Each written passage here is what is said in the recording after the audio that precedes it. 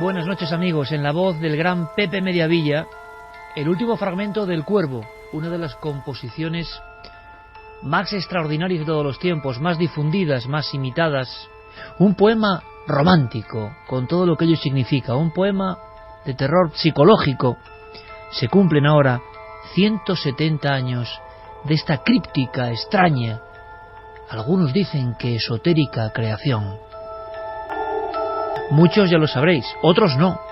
En la noche lúgubre, un erudito envuelto en libracos y extrañas lecturas, por algo tiene ni más ni menos que un busto de la Palas Atenea, recibe un repiquetear en la puerta, y él dice, como cualquiera diría, será un visitante y nada más. Pero nos contó el genio universal que ese visitante era un animal extraño, que entró por la ventana revoloteando. Le hizo gracia al erudito, un erudito que era un sabio que pasaba un tiempo de luto, y de pronto lo que parecía una extraña atracción se convirtió en un diálogo horrible. El poema El Cuervo, según crónicas de la época, llegó a difundir una especie de sensación de horror colectivo. Muchos escritores, amigos de Edgar Allan Poe, le escribían misivas diciendo: no sabes lo que tu poema está generando, está llegando a lo hondo de la conciencia humana. Toda la actualidad en torno a nuestros programas en navedelmisterio.com, el portal hacia lo desconocido. Búscanos también por Nave del Misterio en Twitter, Facebook y Google+. Don Santiago Camacho, bienvenido, buenas noches. Buenas noches, ¿y qué? Te veía con la levita, el corbatín, porque vas a hablarnos de ese maestro inigualable que es Edgar Allan Poe, porque si alguien pretende condensar y resumir vida y obra de un romántico, ahí está Edgar. Y me cuentas que hay novedades. Vamos a contarlas. Sara, buenas noches. Muy buenas noches. Vamos a conocer a algunos románticos españoles que nos van a dejar, yo creo que muy impactados. Nos van a sorprender. Uno da nombre al propio programa de esta noche, Noche Lúgubre, ¿no? Sí, José Cadalso, muy prolífico escritor que destacó principalmente por sus noches lúgubres. Javi Pérez Campos, qué decir, con su alter ego Alardo Prats, todo un romántico. Buenas noches, compañero. Muy buenas noches. Uno de los personajes quizá más complejos de ese mundo a medio camino entre lo romántico y lo gótico, y que desde luego algunos escritores y algunos expertos han definido como un oscuro pozo capaz de absorber a las mentes más frágiles, que al final no dejaba que escaparan de su alcance. Empezaremos con Poe, pero conoceremos algo de Quiroga. Carmen, si hay un escritor que ya es el posromanticismo y que parece perseguido por esa especie de obsesión por la muerte que te va siguiendo los pasos, una clave gráfica del mundo de ultratumba que se abre con la pasión del romanticismo, es este hombre que vamos a conocer esta noche. Buenas madrugadas, Iker. Pues sí, vamos a conocer a Horacio Quiroga, un personaje que siempre estuvo atormentado, que siempre, como bien decías, estuvo perseguido por la guadaña, por esa oscura sombra que venía a llevarse a todo aquel que se acercaba a él. Otros románticos empedernidos como Diego Marañón, Guillermo León, luego Diego nos contará otras cosas, Fermín Agustí, como siempre aquí, junto a Noel Calero, con estas músicas, que no pueden ser otras más que las dedicadas en un extraño disco. ¿A quién?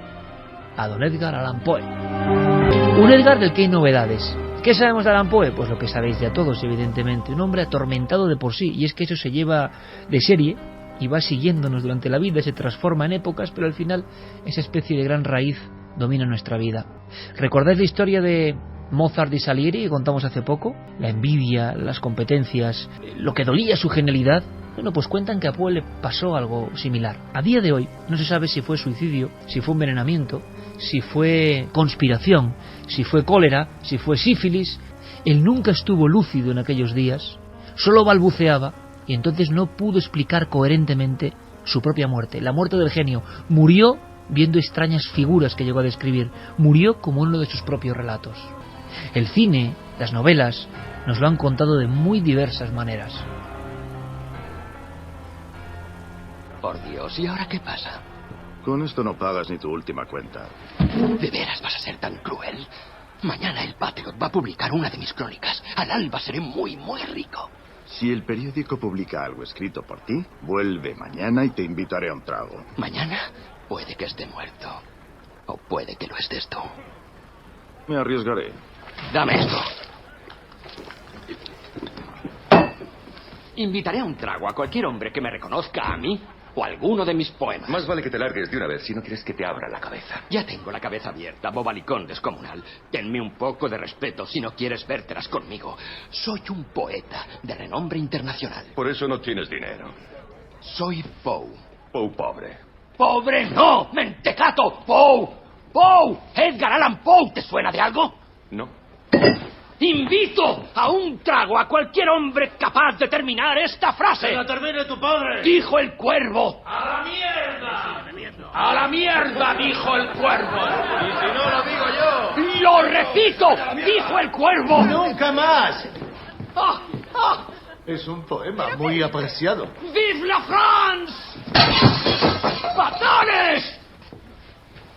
¡Filisteos! Oís la voz de un eminente literato americano como si os entrara por un oído y os saliera por el otro.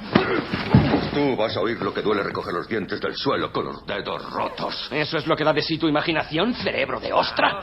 Se me ocurren un montón de tormentos mucho más exquisitos. ¡Tu ojo disolviéndose en una cucharadita de lejía! ¡Tu lengua arrancada de tu garganta con unas tenazas de herrero al rojo! ¡Una lavativa de brea hirviendo! ¡Un testículo ensartado en un aguijón envenenado! ¡Soltadme!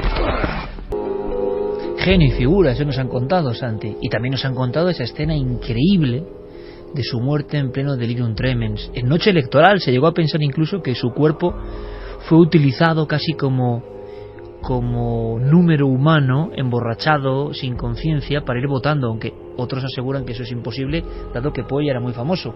Pero se habló también de rivalidades increíbles en ese mundo turbulento, y me contabas, me sorprendía, Santi, que había novedades. Hay muchas novedades, de hecho, incluso novedades que apuntan a que la escena que acabamos de escuchar probablemente es imposible que ocurriera. Nuestra historia empieza con un epitafio, con una esquela que apareció en los diarios de Nueva York el día 9 de octubre de 1847. Decía escuetamente: Edgar Allan Poe ha muerto. Murió anteayer en Baltimore. Esta noticia sorprenderá a muchos, y unos pocos se apenarán. El autor de esta frase, que no denotaba nada de simpatía, era Rufus Griswold, que será, y luego lo veremos, un personaje fundamental en el relato que vamos a contar esta noche.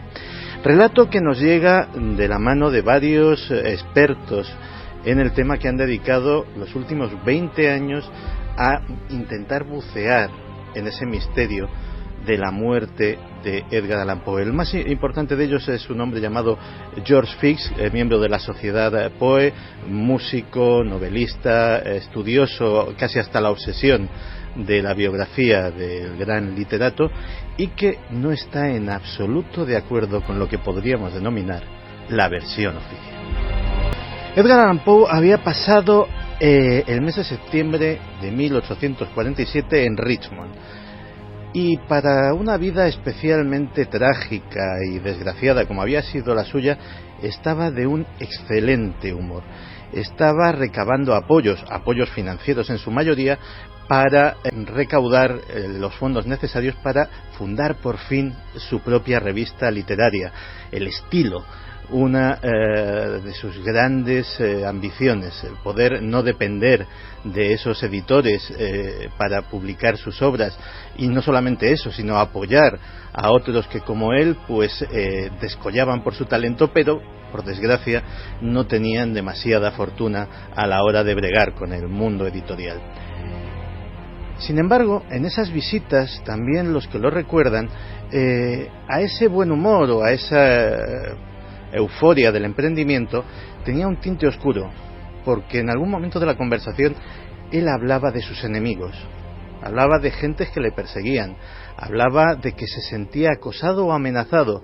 Cuando le preguntaban por quién, él decía que sin pruebas no se atrevía a acusar a nadie, pero por ejemplo se cuenta que cuando visitó en Richmond a uno de sus más íntimos amigos, que era el doctor John F. Carter, se sintió tan impresionado por las presuntas amenazas que decía sentir Edgar Allan Poe, que le dijo: dame tu bastón. un bastón normal, un bastón de los que se utilizaban los caballeros en aquella época, y se fue a su estante, a su colección, y cogió otro grueso bastón de caoba que en su interior ocultaba un estoque. Se lleva siempre esto porque si todo es como me dices, a lo mejor necesitas usarlo para defenderte. Así que ya tenemos todos los elementos de la trama romántica, como hablábamos, perfecta, ¿no? Porque todos los autores de los que vamos a hablar tienen la virtud o el defecto, según se mire. Yo creo que la virtud, pero no diferenciaban mucho entre oficio y vida. Se juntaba. Para ellos trabajar no era exactamente trabajar. Su propia vida era una parte más de esa aproximación al arte o a la creatividad. Y pasaban cosas como esta. Y pasaban cosas como que en el ambiente literario del Nueva York de la época hacía furor una joven poetisa que se llamaba Frances Sargent Osgood. Era una mujer inteligente, era una mujer sensible, era una mujer bella que encarnaba todos los ideales románticos, tenía esa belleza lánguida que a los románticos les gustaba tanto, una mujer de pelo lacio, negro como la noche, y ambos dos, Rufus Griswold y Edgar Allan Poe, quedaron prendados de ella. Lo peor, o lo más curioso del asunto, es que en el momento de este incidente los tres personajes estaban casados, cada uno con sus respectivos cónyuges. De hecho, que el matrimonio de Griswold estaba bastante fracasado, y nos da además una cierta idea de su catadura moral. Griswold se refería a su esposa como la pequeña puerca judía. Parece ser que había habido un episodio de infertilidad, llevaban muchísimo tiempo queriendo concebir un hijo. Griswold, que además parece ser que se había casado por interés, puesto que él encima era pastor protestante, aunque nunca había tenido una congregación, se había casado con una joven judía bastante adinerada. Poe estaba con su mujer enfermiza también, pasándolo bastante mal. Y de las circunstancias de Frances Sargent Osgood no sabemos nada, pero sí sabemos que eran los tres la comidilla de la crónica social neoyorquina, porque esos coqueteos, esos devaneos, eran en lugares públicos, en recepciones, en eventos, no se les cavaban a nadie, y se llegó a escribir mucho con la sutileza y el leer entre líneas de la crónica social de la época sobre las aventuras de estos tres escritores. Pero ese romance se vio frustrado por la extraña muerte de Edgar Allan Poe.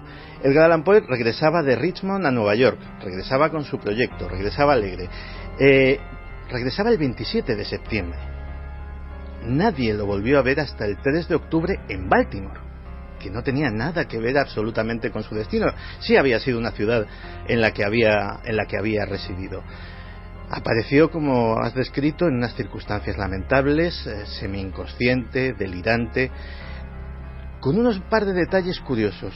Uno de ellos, que conservaba el bastón de estoque, curiosamente era lo único que conservaba de su propiedad, porque Edgar Allan Poe, que era una persona extraordinariamente atildada y elegante, a pesar de que era la mayor parte de su vida fue pobre de solemnidad, y en su correspondencia consta, por ejemplo, cómo muchas veces no salía aunque le invitasen a cenas o a algún tipo de actos, porque tenía la levita raída y no podía dejarse ver en esas circunstancias con una ropa gastada. Entonces ahorraba lo que fuese necesario para hacerse una nueva chaqueta y de esta manera pues poder salir.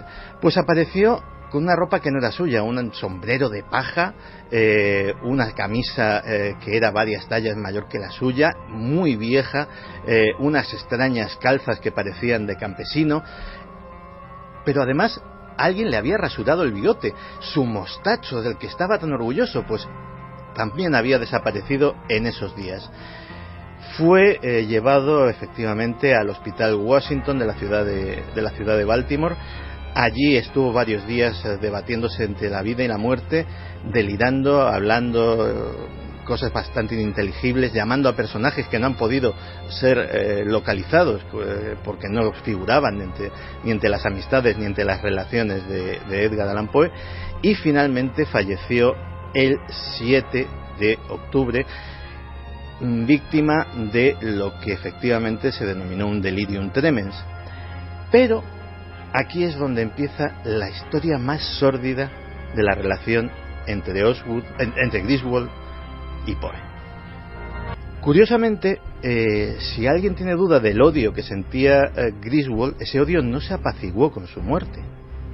Griswold se hizo con bastantes malas artes el albacea literario de Edgar Allan Poe, se quedó con todos los derechos de sus obras, se lucró de la obra de su enemigo, pero no solamente eso, se apresuró a escribir las memorias de un escritor, la primera biografía y la más influyente de Edgar Allan Poe, donde le retrataba como un demente, adicto a las drogas, borracho a tiempo completo, unas afirmaciones que dejaban por tierra toda la vida, el comportamiento ético y moral del propio Poe.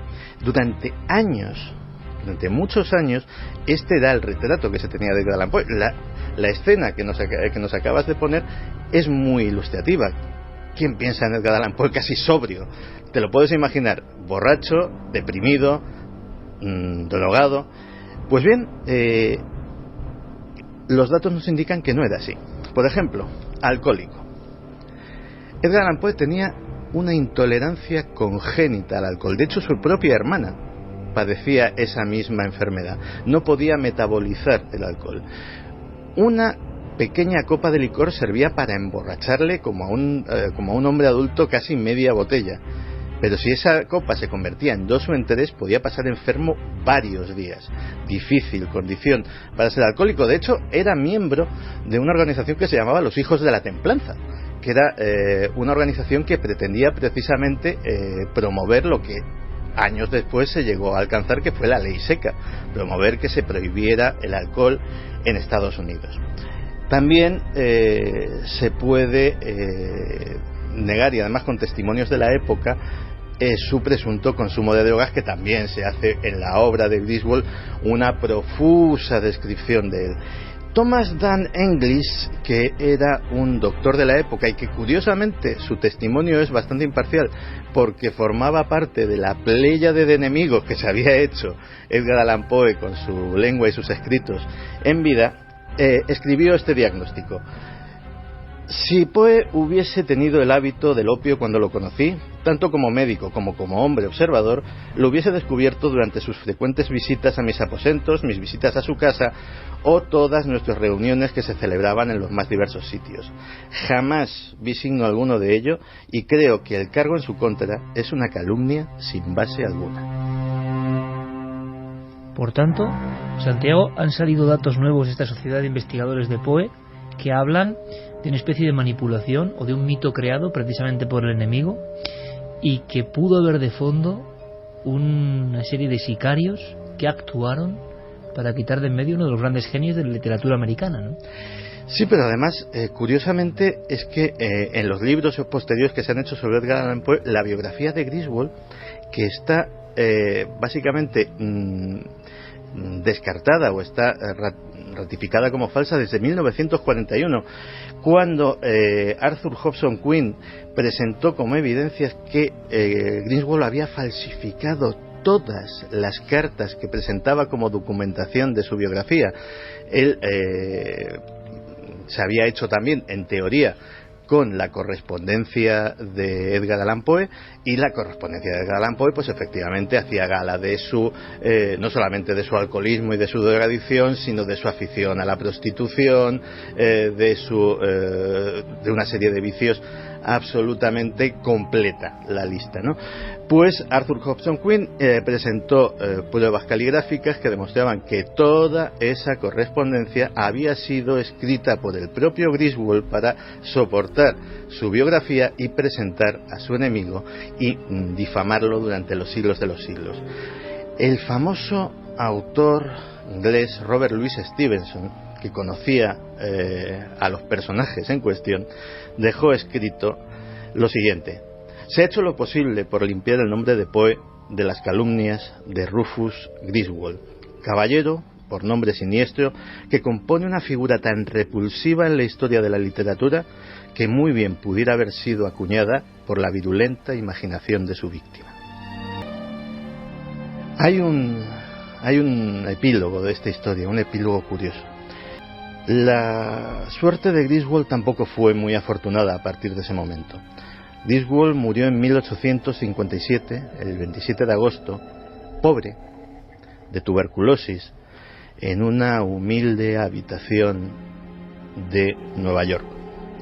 Cuando encontraron su cadáver, varios días después, porque también murió sin amigos, encontraron entre sus posesiones que la única decoración que había en aquella humilde habitación eran 2 retratos. El retrato de Frances Sargent Osgood y el retrato de su enemigo, Edgar Allan Poe. Vaya relato romántico de principio a fin, ¿no? Por eso entendemos el magnetismo de estas historias. Claro, ¿por qué hay tanto misterio y sigue siendo un pozo hondo, ¿no? El tema de la muerte, extraña aparición de un genio de la talla de Edgar Allan Poe. Porque cuando investigadores, años después, decidieron ponerse a rebuscar, se dieron cuenta de que en el hospital donde se produce el fallecimiento del gran genio ha desaparecido, y así sigue hoy, ha desaparecido cualquier referencia, documento, acta que tenga que ver con los exámenes médicos, diagnósticos, análisis del cuerpo de Allan Poe. ¿Es un misterio o no?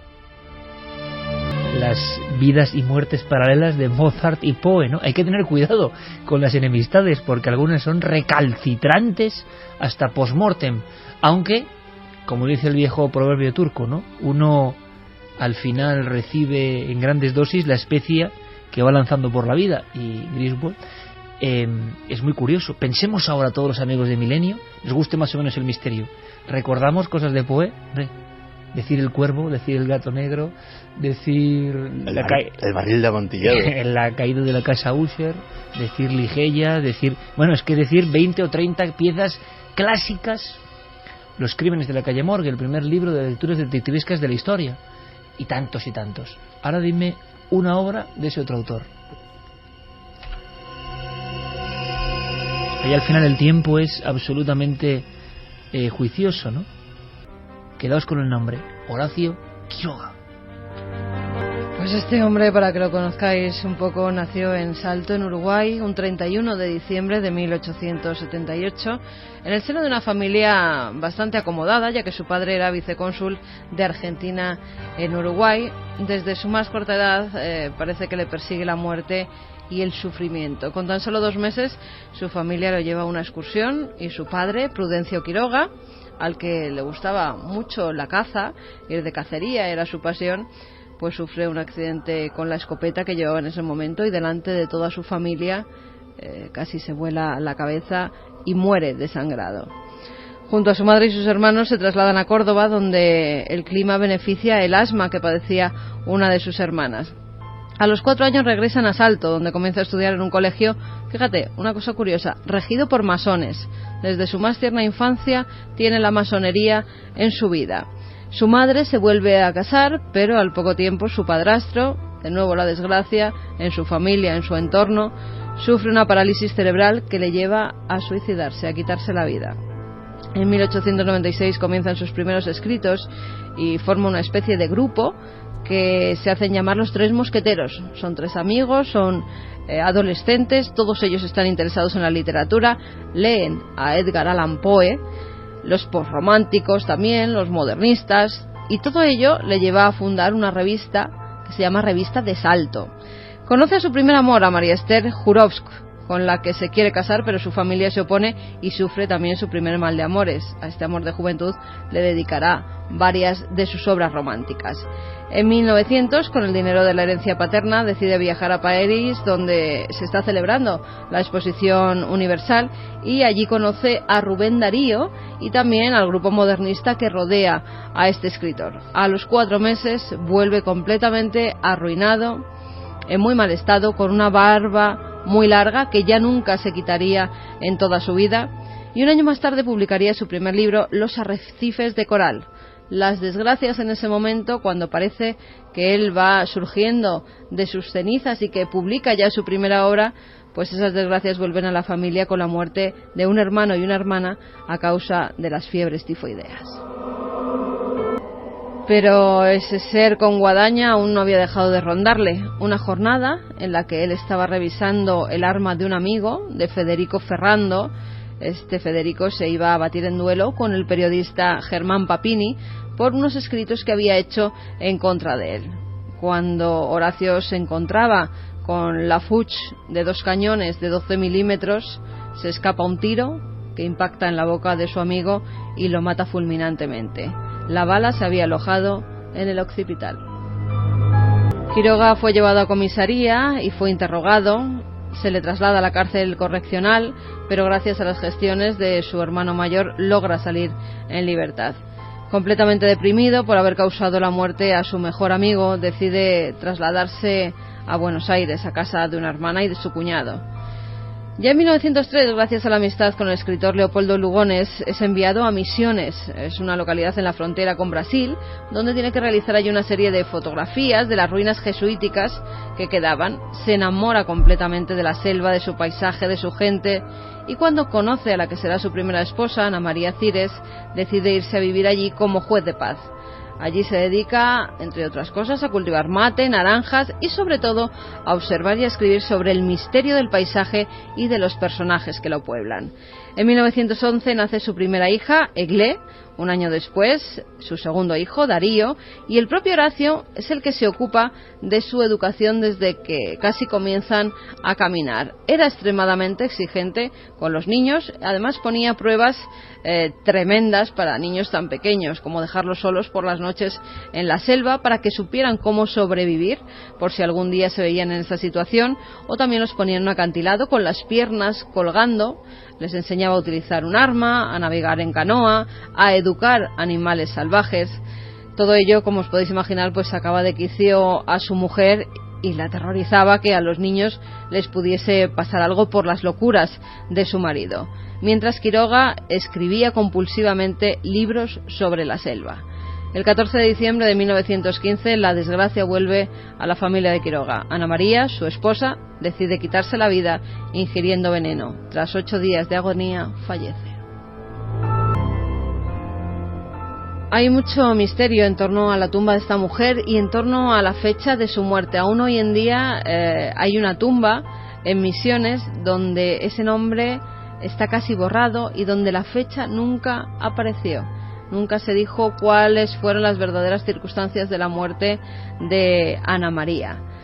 Esto le lleva a querer cambiar de vida. Se traslada de nuevo a Buenos Aires con sus hijos, donde comienza a publicar sus cuentos en las principales revistas literarias y escribe una de sus obras más conocidas, Cuentos de amor, de locura y de muerte. A este le sigue Cuentos de la selva, un libro que era para niños, que además dedica en cierta forma a sus hijos.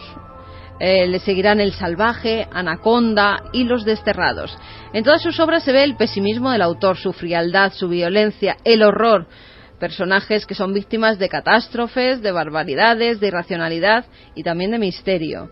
Sentía predilección por el tema de la muerte, pero temía la suya propia. Y escribe, entre otros, el relato El hombre muerto. En 1925, en uno de sus viajes a Misiones, conoce a Ana María Palacio. Es una joven de 17 años. Sus padres se niegan a esta relación y es tal la locura para comunicarse con este amor adolescente que incluso llega a cavar un túnel para intentar raptarla, pero sus padres se llevan a la joven. 2 años después contrae matrimonio con María Elena Bravo, que es compañera de su hija Eglé, con quien al poco tiempo tendrá una hija a la que llamará Ana María. Vuelve a vivir a Misiones y desde allí mantiene correspondencia con varios amigos que ven cómo Quiroga está deprimido, está arruinado, es abandonado en ese momento también por su mujer y su hija, está enfermo y los médicos le comunican que padece cáncer gástrico.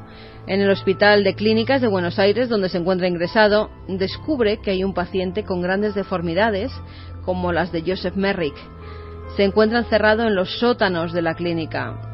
Quiroga hace todo lo posible para que le suban a su habitación y llega a compartir su propia habitación con este hombre.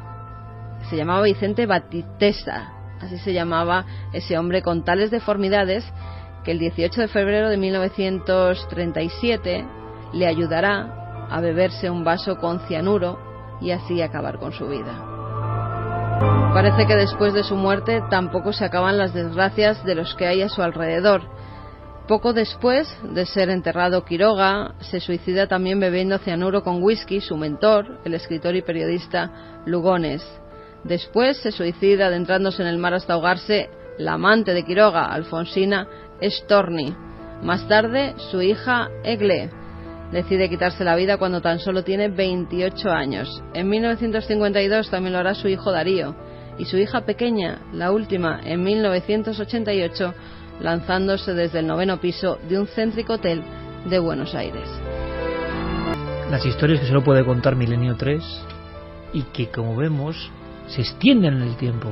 Nacen en una época, beben del maestro Edgar Allan Poe, pero tienen su propia semilla negra, ¿no? Aunque en pocas ocasiones con este malditismo.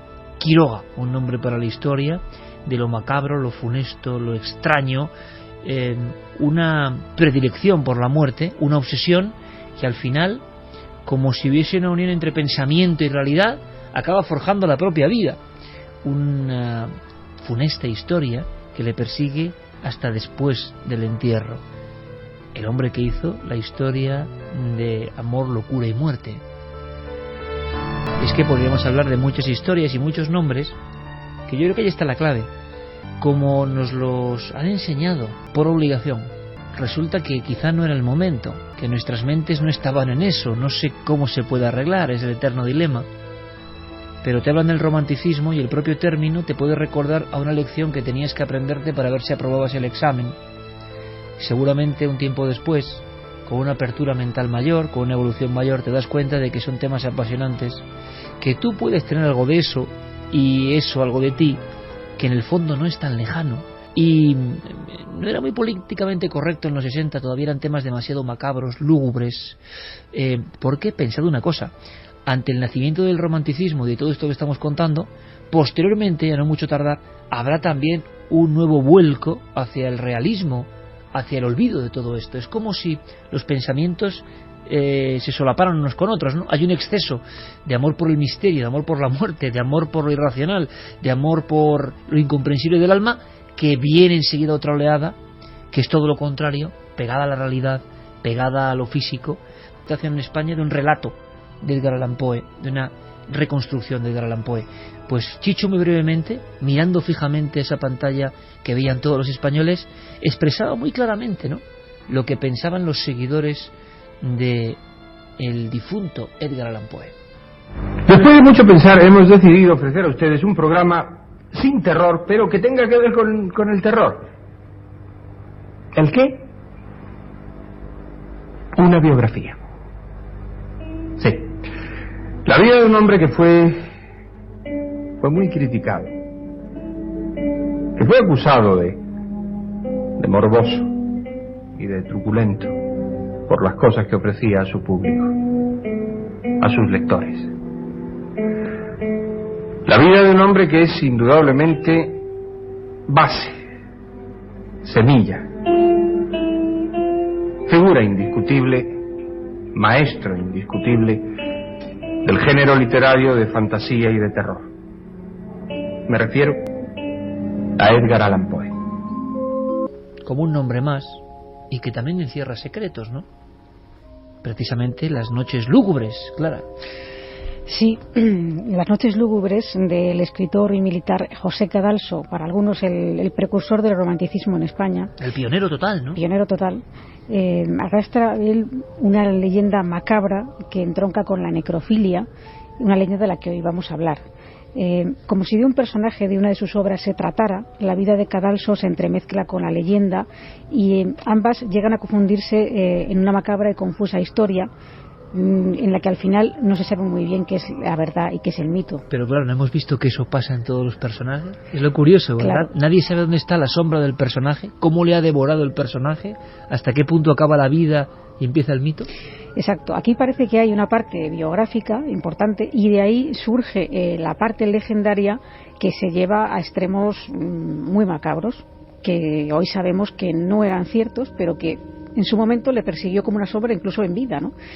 Tiene que ver precisamente con esta composición, con Noches Lúgubres, que fue publicada por entregas en el Correo de Madrid entre diciembre de 1789 y enero de 1790, de manera póstuma, pues él ya había muerto en 1782, y muchos supusieron que esta composición contenía tintes autobiográficos.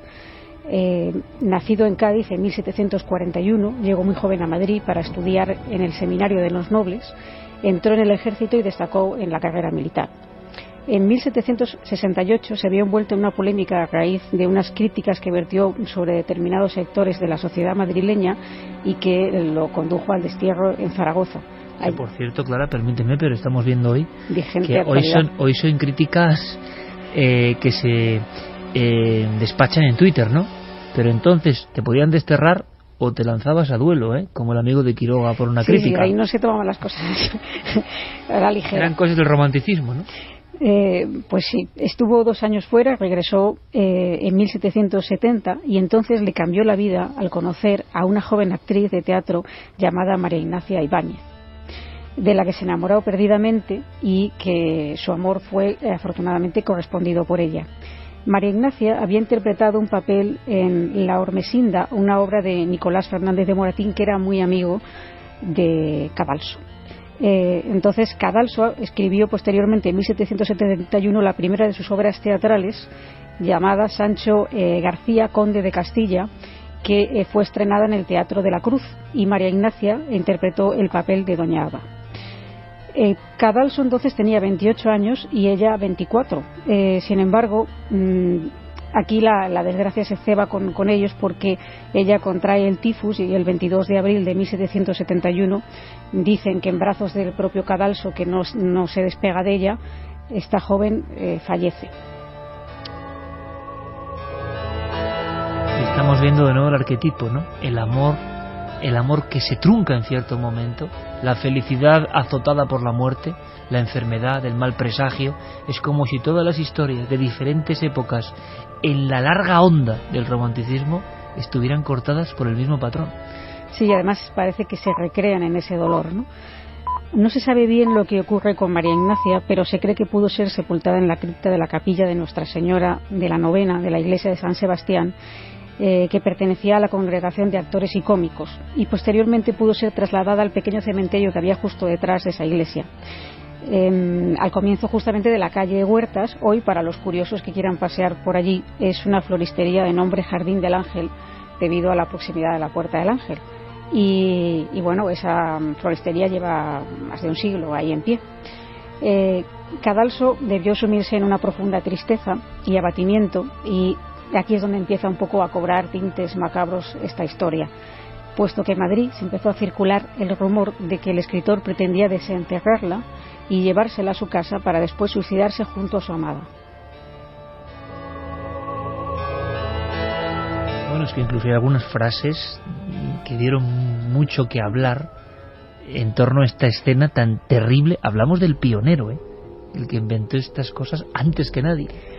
Pues sí, Cadalso frecuentaba la tertulia literaria de la Fonda San Sebastián, fundada por su amigo Moratín, y en la que acudían pues todo lo más selecto de la intelectualidad en ese momento residente en Madrid, y entre ellos, por ejemplo, estaba Goya, ¿no?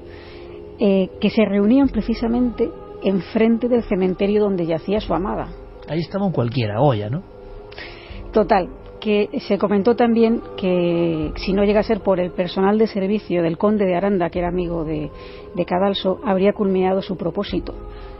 Tan convincente le pareció al conde de Aranda, fíjate, siendo su amigo, que estos rumores que circulaban en torno a Cadalso, que decidió llevárselo a Salamanca un tiempo para que se apaciguara su espíritu.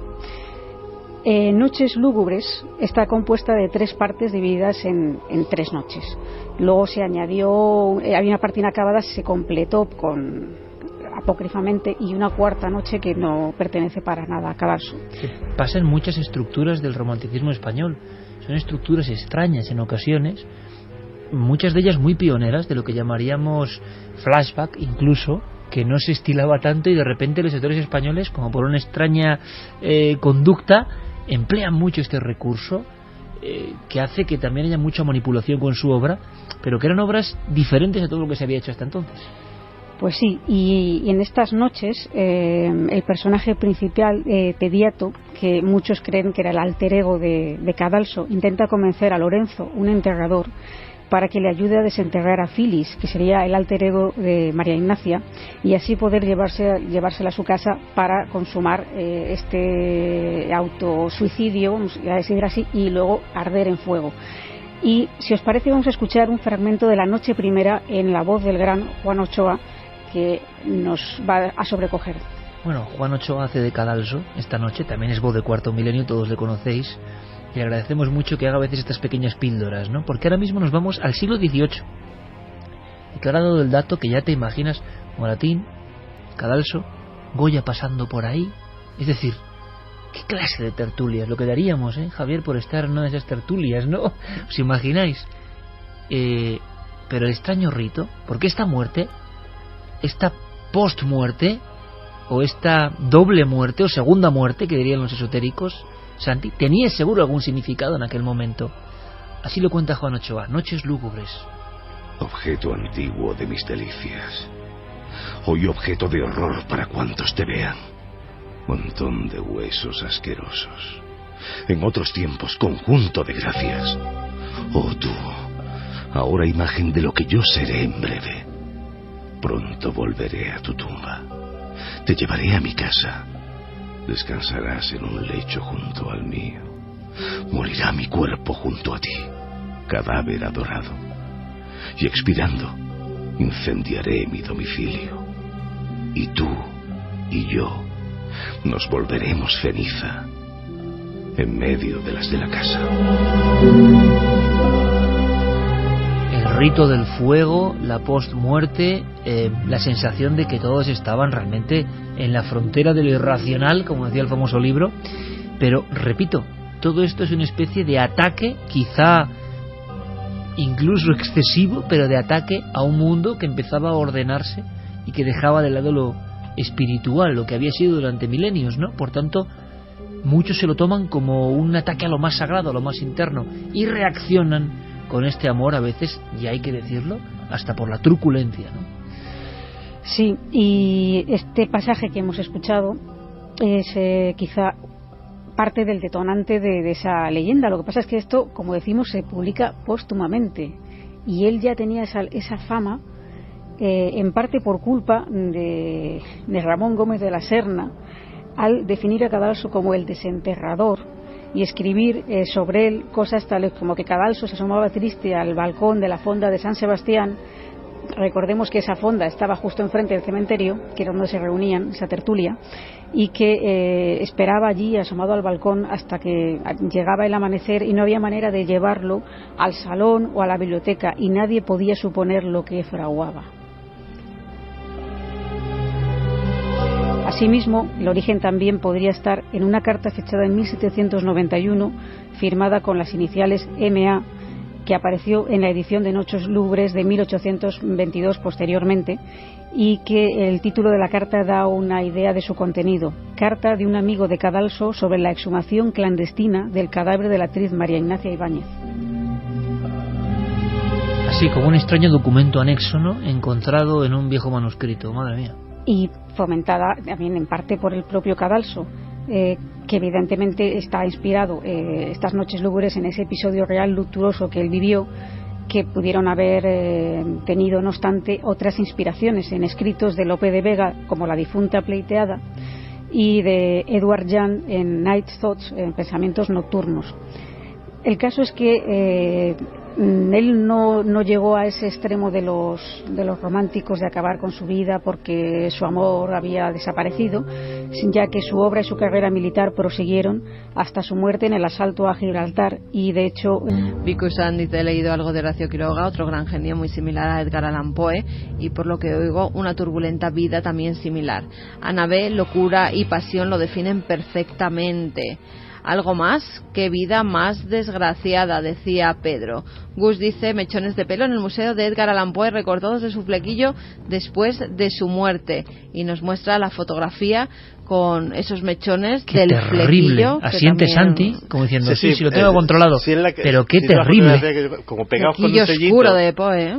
quedados ahí con un poco de lacre o algo así. Exactamente. Exacto. Encima de como de una tumba del museo o algo así, o una lápida parece. Pues mira, gracias a eso, por ejemplo, se hizo su día, porque una teoría era que podía haber sido envenenado por metales pesados. ¿Verdad? Sí. Y porque la decoración de aquella época pues tenía grandes cantidades de arsénico, de plomo, de mercurio, y a lo mejor esa hipótesis se pudo descartar precisamente porque no había rastro de, al menos de dosis mortales de metales pesados en la cabellera, en los escasos cabellos que se conservan después. Digo yo, ¿a quién se le ocurre cortar pelo del flequillo de los muertos cuando, no? Pues bueno, el médico. Como... Ya sabes, como las máscaras mortuorias. Claro, sí, pero bueno, era muy de esa época. Era muy de la época. Sí, pero es muy extraño, ¿no? Y que se siga conservando después de tantos años. Extraño para nosotros hoy. Las subastas de pelo de John Lennon. Ya bueno, pero eso ya se hacía con un interés económico. Sí, pero ya se guardaba con interés económico, pero... Por eso la teoría de que Poe fue utilizado como un hombre, como si fuera un borracho cualquiera para votar, muchos no le dan peso porque Poe ya era una celebridad de su época. Es cierto que era costumbre de la época. Y es cierto que Poe hacía años que ya no vivía en Baltimore. Entonces es una posibilidad. Desde luego, los que defienden esa tesis dicen que además eso le podía haber causado perfectamente la muerte. ¿Por qué? Porque en aquella época, según votabas, te daban una copa, así como premio. ¡Hala! Ya que has votado, toma una copita. ¿Mañana podías hacer eso? De hecho, era costumbre porque en la jornada de reflexión, que el origen de la jornada de reflexión está en Estados Unidos precisamente, en la jornada de reflexión no se podía beber alcohol, estaban cerrados los bares, no se podía llevar armas. ¿Por qué? Porque la gente se emborrachaba, los partidarios de un candidato se liaban a la balacera con los partidarios del otro, y para evitar esos líos pues la gente no bebía. Para compensar por esas 24 horas de abstinencia le daban una copita al votante. ¿Qué sucedía? Que había bandas que cogían a un pobre generalmente indigente y lo iban llevando de urna en urna, registrándose. El buen señor, que normalmente como indigente que era, pues muchas veces era alcohólico, pues estaba encantado de que le dieran la copita.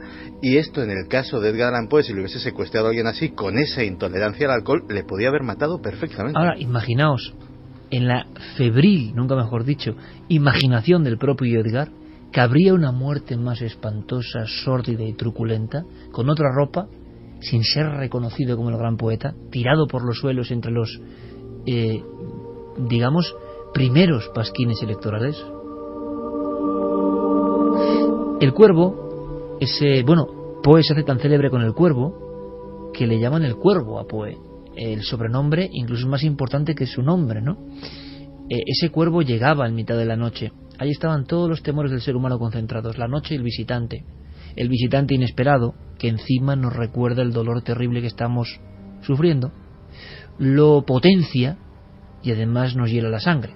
Es la visita del cuervo que ya no se irá nunca más. Bien, eso es una visita inesperada, pero si hay una entrada absolutamente mítica en la historia de la novela también romántica, es esta bienvenida. Bienvenido a mi morada. Entre libremente por su propia voluntad y deje parte de la felicidad que trae. ¿El conde Drácula? Yo soy Drácula y le doy la bienvenida, señor Harker, a mi casa. Pase. Y parece que al final eso trascendió las propias páginas que escribió Bram Stoker y produjo esa hipnosis, ese estado, también en las personas que lo interpretaron. El propio Stoker, como decías, que muere en su cama, casi vislumbrando en la penumbra de su dormitorio a ese personaje que él había creado, y que la propia Florence Stoker escribió que mientras Bram escribía esta novela, toda la familia estaba realmente aterrorizada porque parecía que su marido estaba poseído por el espíritu de su obra. Y no fue el único, él fue el primero, pero no el único. Acaba de publicarse en España un ensayo llamado Hollywood Gótico del historiador del cine David Skal, un hombre muy prestigioso que hizo una monografía después de décadas de estudio, y él escribe: Drácula es uno de los textos más obsesionantes de todos los tiempos, un verdadero agujero negro de la imaginación, una misa negra en forma de libro capaz de invocar lo más oscuro de uno mismo.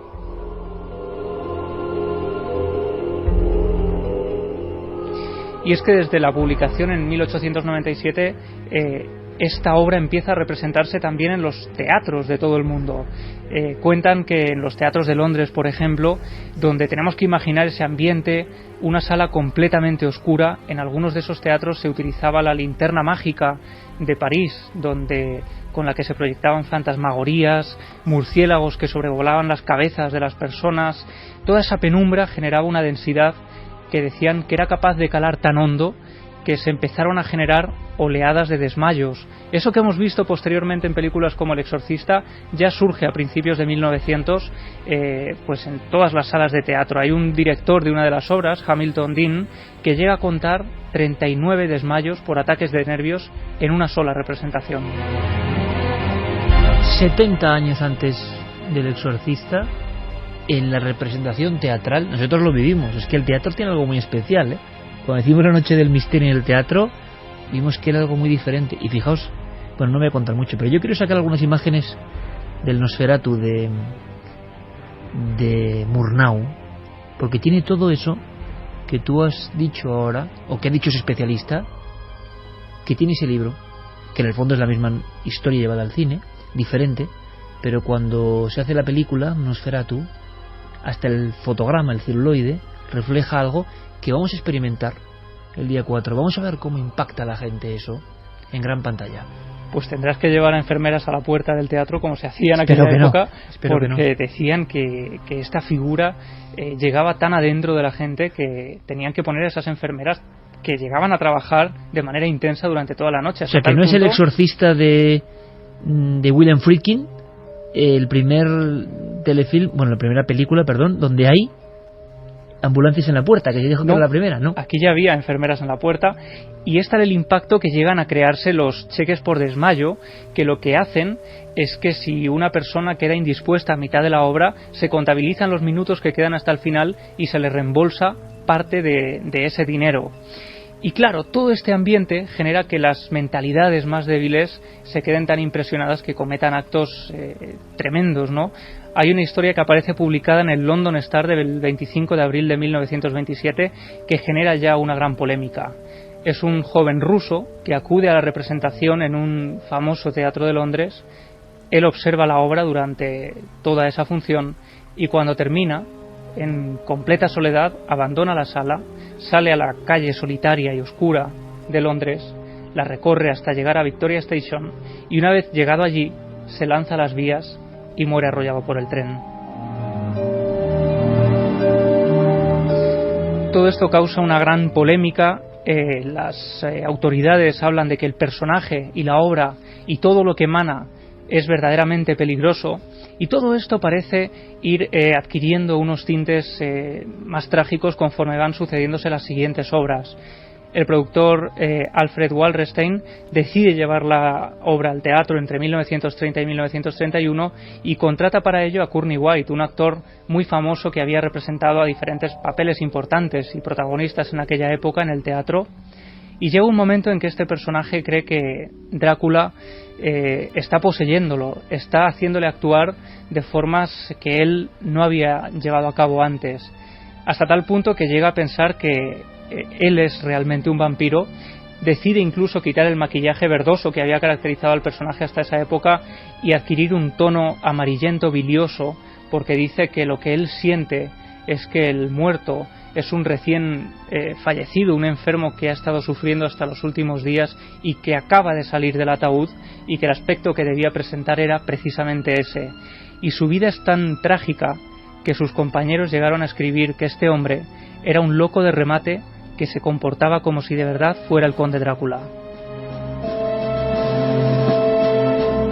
Realmente ha habido un actor concreto que sí que ha encarnado, hay varios, pero hay uno que ha encarnado perfectamente la idea muy romántica del romanticismo que estamos hoy desplegando para todos, para reconectarnos con él, para revisitarlo, de el ser, el arquetipo, que en el fondo es eso, que posee al actor.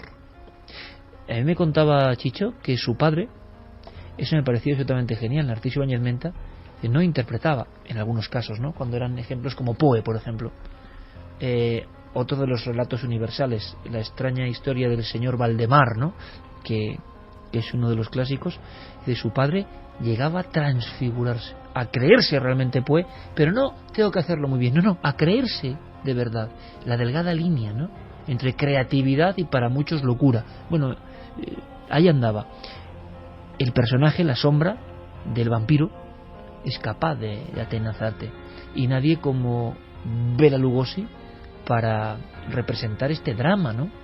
Sí, porque parece que cuando el vampiro llega ya al cine, Bela Lugosi, que es este actor húngaro que nace en 1882, precisamente en Transilvania, parece que tiene una conexión muy directa desde que nace con Drácula. Él llega a Estados Unidos en 1920, apenas sabe hablar inglés, dice que se aprende los guiones de oídas y repite lo que escucha sin saber lo que está diciendo. Pues interpreta al conde Drácula durante varios años en Broadway, al principio en las obras de teatro, pero rápidamente es llamado por la Universal para hacer el Drácula de Todd Browning en 1931.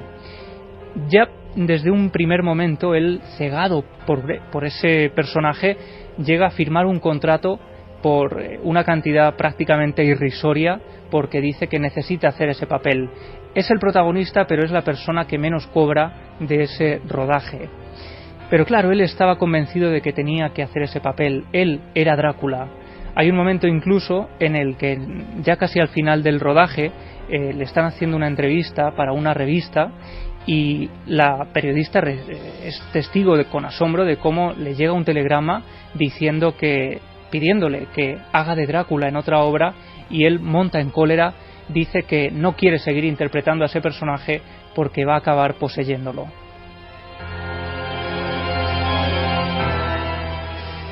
Pero la obsesión es tal que él llegaba a los rodajes vestido como Drácula, no le veían vestido de calle, decían que los niños incluso salían huyendo de los camerinos y se escondían por la presencia de este hombre, e incluso hay un momento en el que él se obsesiona tanto con este papel, con Drácula, que él empieza a creerse que está poseído finalmente por ese personaje, hasta tal punto que deja de salir de casa durante el día creyendo que los rayos del sol pueden debilitarlo, exige que los rodajes sean nocturnos para poder salir de su casa, e incluso llega a comprar ataúdes para dormir en su interior.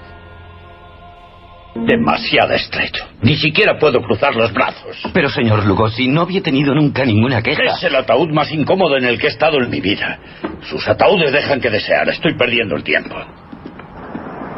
¿Señor Lugosi? Ya se lo he dicho, no quiero sus dichosos ataúdes. No, yo no trabajo aquí. ¿Quién es usted? ¿Qué quiere? No quiero nada, solo soy un ferviente admirador suyo. He visto todas sus películas.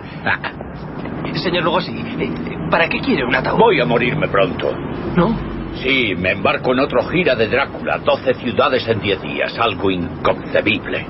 ¿Sabe que le vi representar Drácula en Poughkeepsie en 1938? Una representación horrible. A mí me pareció genial. Gracias. Le esperé fuera para pedirle un autógrafo, pero no salió. Pues le pido perdón. Cuando interpreto a Drácula entro como en trance y tardo mucho tiempo en salir de él.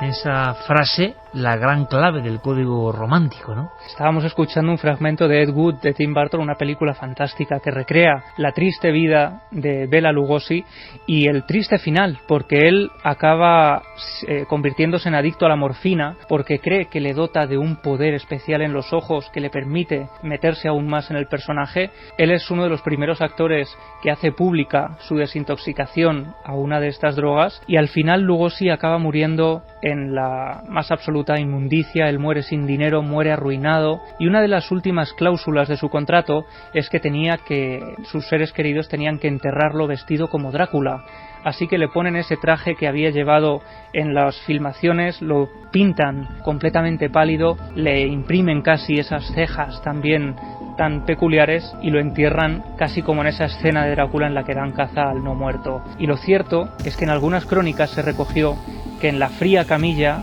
donde él estaba muerto, donde estaba su cadáver, en esos últimos minutos sobrevoló un gran murciélago.